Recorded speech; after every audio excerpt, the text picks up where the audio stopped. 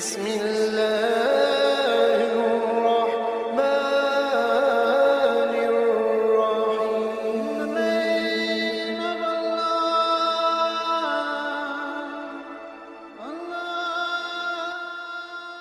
الرحيم. بسم اللہ الرحمن الرحیم.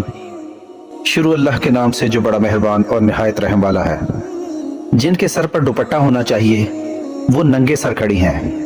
یہ مضمون ایک یہودی نوجوان کا ہے جس کا عربی سے اردو میں ترجمہ کیا گیا. اس کا کہنا ہے کہ میں یہودی ہوں اور اپنے یہودی ہونے پر فخر کرتا ہوں، جبکہ تم اب مسلمان کہلاتے ہوئے شرماتے ہو. آج دنیا میں ہماری حکومت ہے.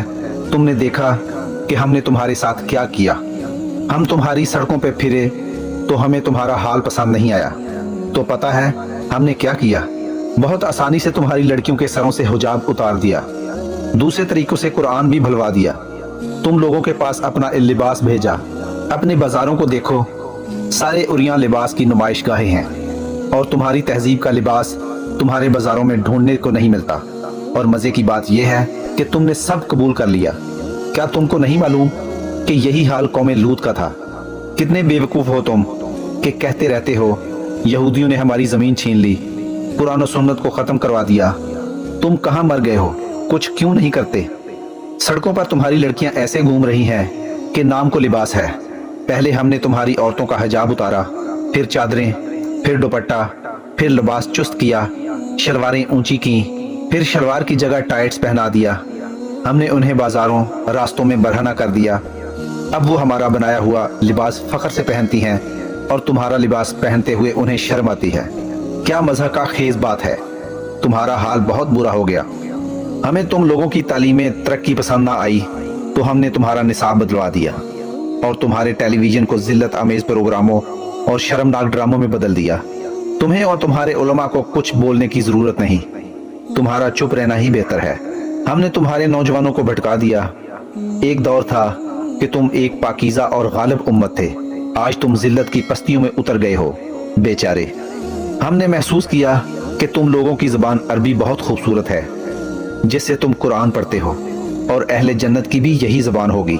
تو ہم نے تمہاری زبان کو بے فائدہ اور فضول قرار دیا اور تم لوگوں نے فوراً یقین کر لیا.